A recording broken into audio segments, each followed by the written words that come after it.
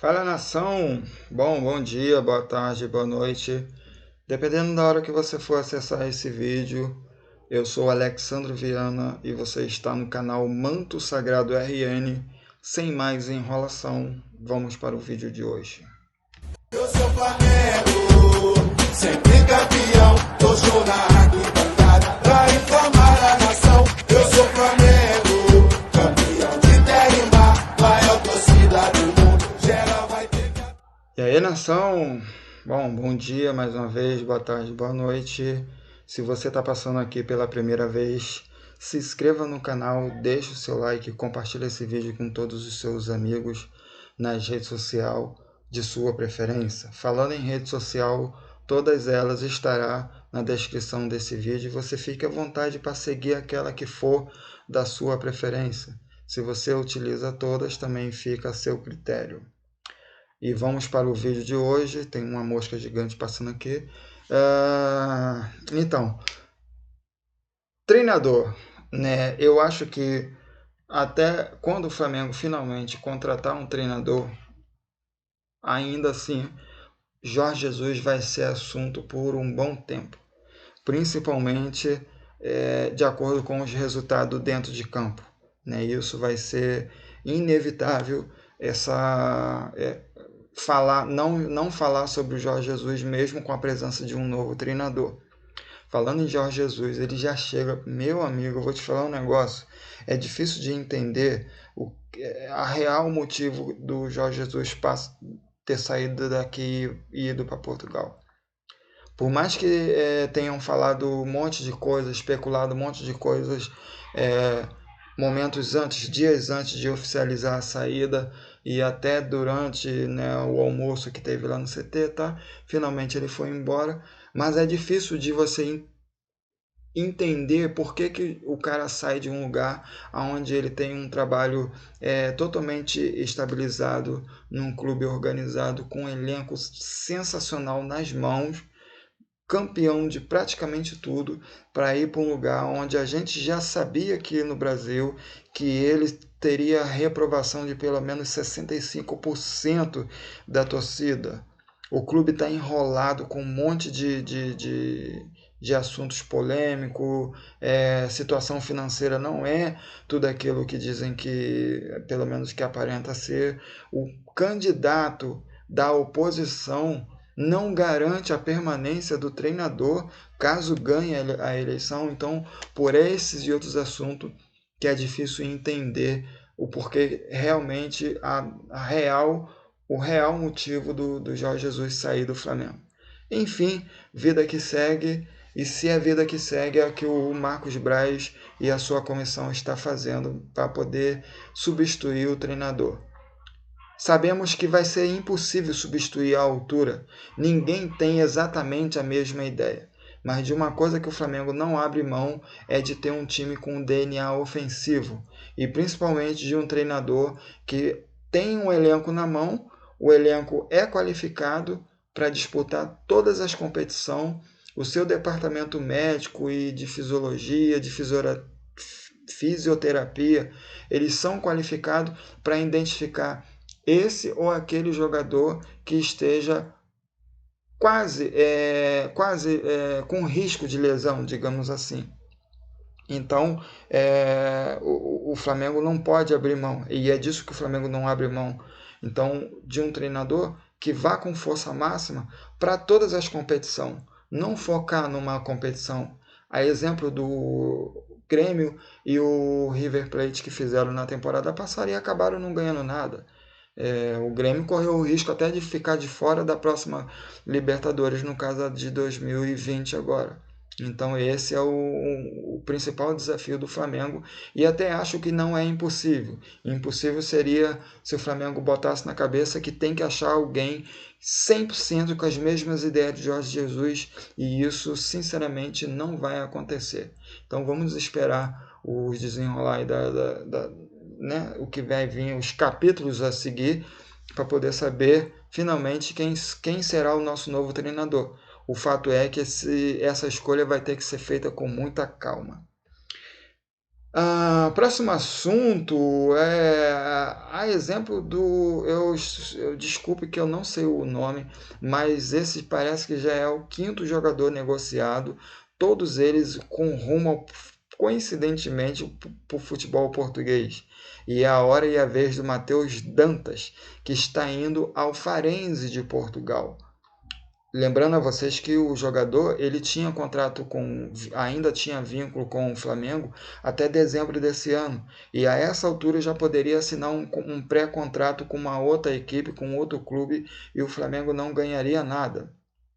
Nessa transação, o Flamengo não vai receber nenhum valor pelo jogador. No entanto, fica com 40% dos direitos econômicos do jogador para uma futura venda.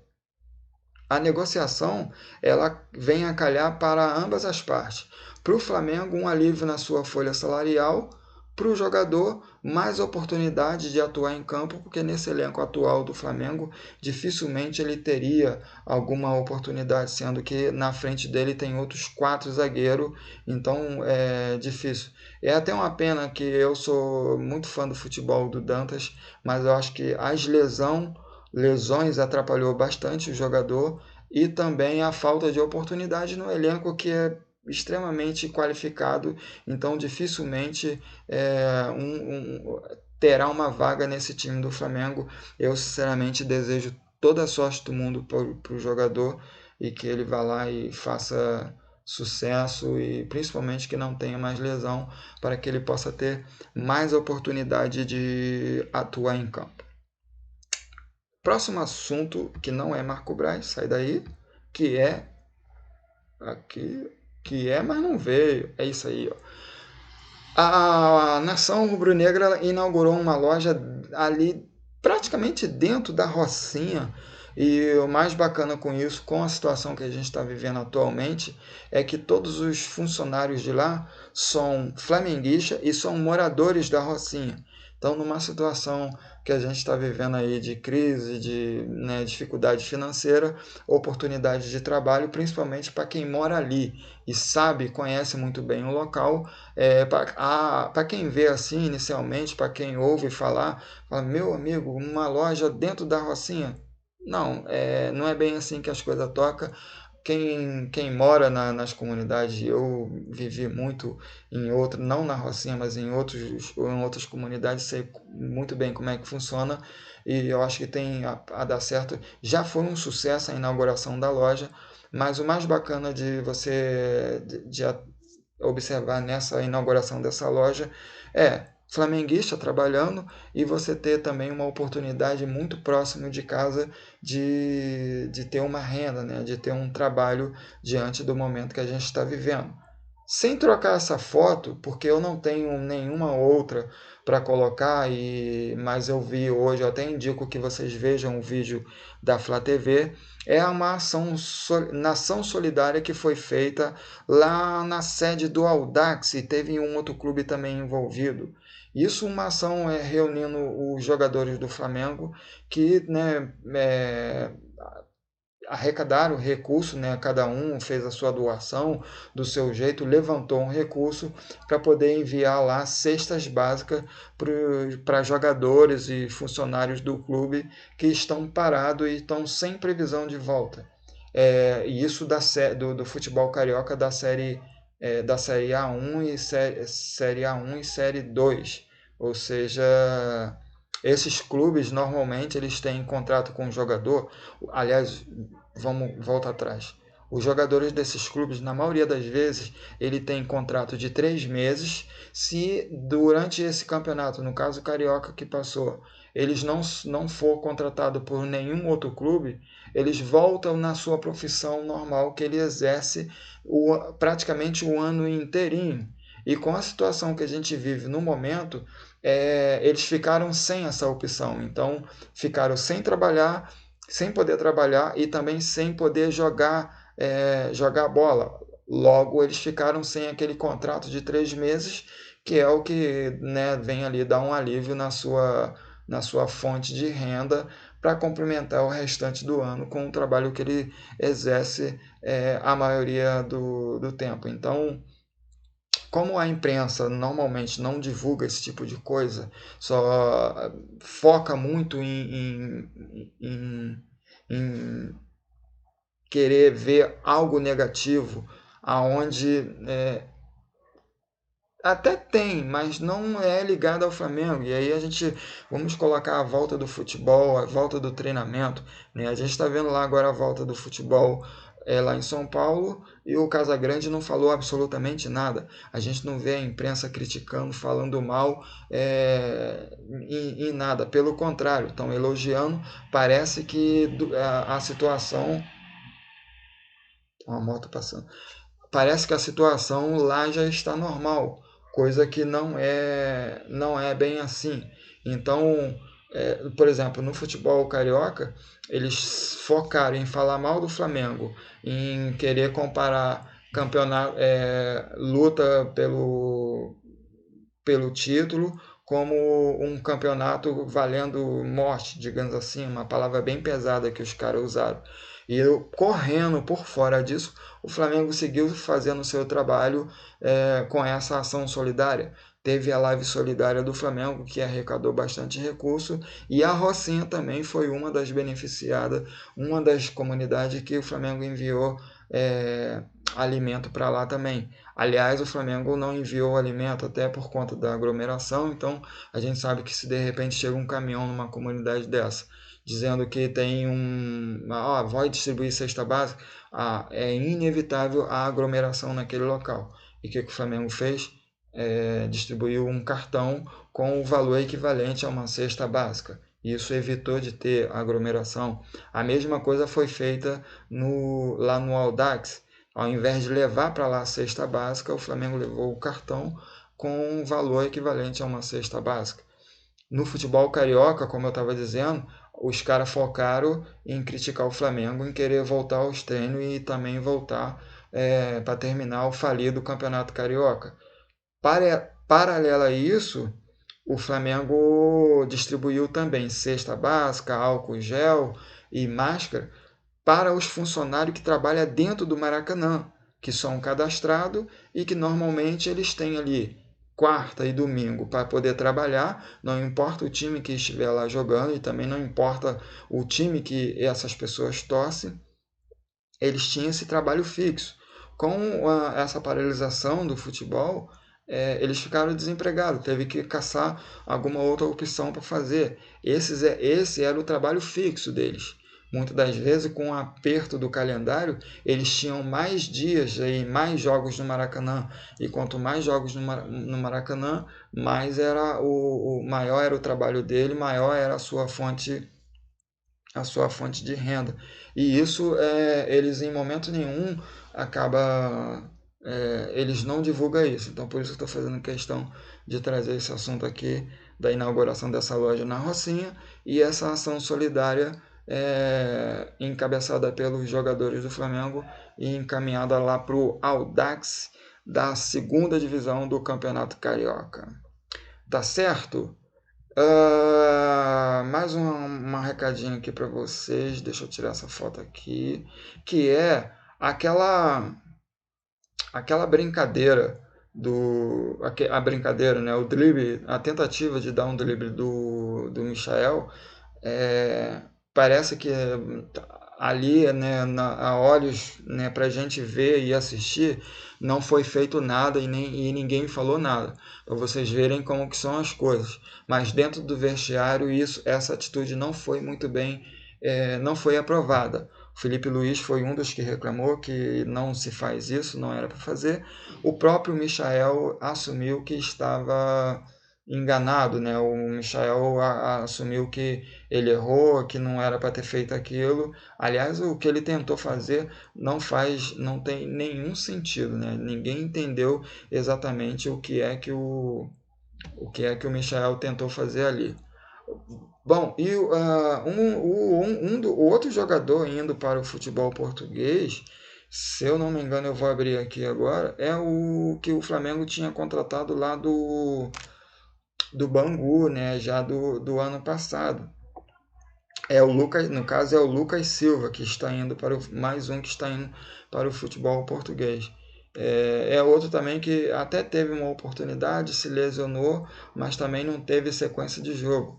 E aí ele se esbarra na mesma questão pode se esbarrar, que aconteceu com o Dantas, né?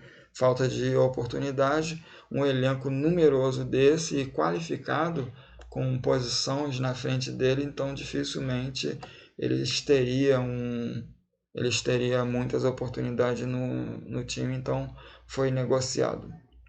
Agora eu vou falar um negócio para vocês. Quando a gente acha que já viu ou ouviu de tudo, um dirigente do Atlético Mineiro, ele meio que deu uma alfinetada no Flamengo com relação a MP. Então tá aqui, até eu tirei lá do Gavia News, tá aqui, ó, a medida provisória 984, assinada pelo presidente Bolsonaro nos últimos meses, deu os direitos de transmissão aos mandantes da partida e ainda é assunto no mundo do futebol. O vice-presidente do Atlético Mineiro, Lázaro Cândido, em entrevista à ESPN, criticou o Flamengo por toda a polêmica envolvendo os direitos de transmissão do Campeonato Carioca.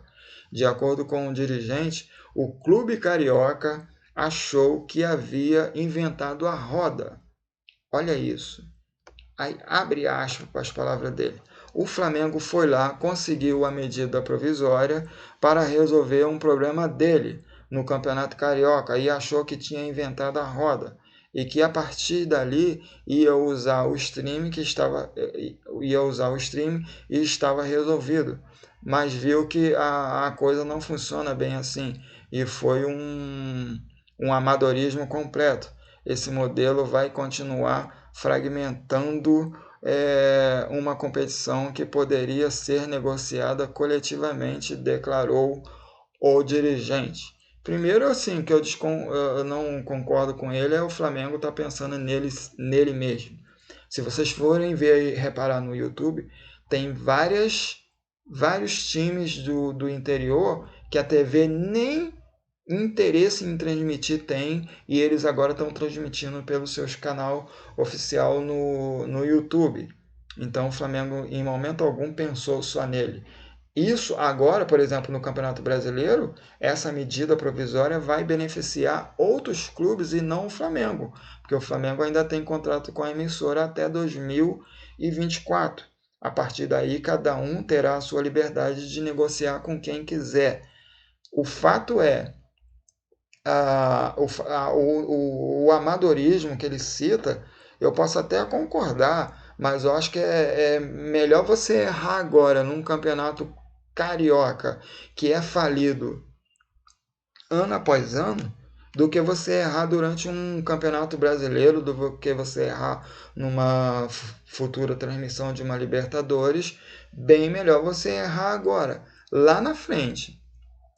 Daqui a 4 anos, e essa medida provisória virando lei de fato, isso vai beneficiar todo mundo. E esse vai ser um tempo onde os clubes vão ter. Esse período de 4 anos vai ser o tempo para os clubes se adaptar e também fazer experimento ou usar o que foi feito agora como um exemplo daquilo que não deu certo e daquilo que deu certo. A transmissão do jogo do Flamengo pelo SBT é uma coisa que deu super certo. O Flamengo faturou quase 5 milhões, o SBT também. E se você for levar isso para o Campeonato Carioca, e o que a emissora ofereceu ao Flamengo, seria equivalente a 1 milhão por partida. E o Flamengo, só numa partida, arrecadou quase 5 milhões, só com propaganda lá no SBT.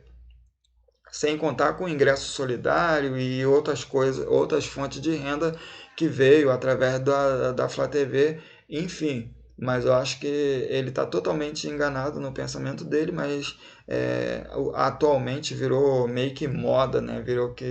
Virou uma rotina, dirigente desse ou daquele, dá aquela alfinetada, não sei o que quer aparecer, ou também não entende legal a situação. Rapaziada, muito obrigado pela audiência de vocês até aqui. Para finalizar, eu simplesmente não vou falar nada. Eu vou deixar a imagem aí. E é bizarro, eu acho que finalmente, aí sim, o Campeonato Carioca fechou, finalizou com chave de ouro. A partir do momento que os caras decidem fazer a seleção do Campeonato Carioca. O campeonato já começou zoneado, já vem sendo zoneado ano após ano, já foi bagunçado, teve muitas declarações desencontradas, e quando os caras partem para ir fazer a seleção do Campeonato Carioca, eles bagunçam mais ainda aquilo que, ao meu ver, até tem conserto, mas os caras têm que começar a... Nesse caso, tem que voltar um pouquinho atrás, porque a regra antiga era muito fácil de se entender. Então fica aí, obrigado pela audiência de vocês até por aqui, e não se esqueça de compartilhar esse vídeo, se inscreve no canal, deixa o seu like aí que ajuda bastante, e olha isso aí.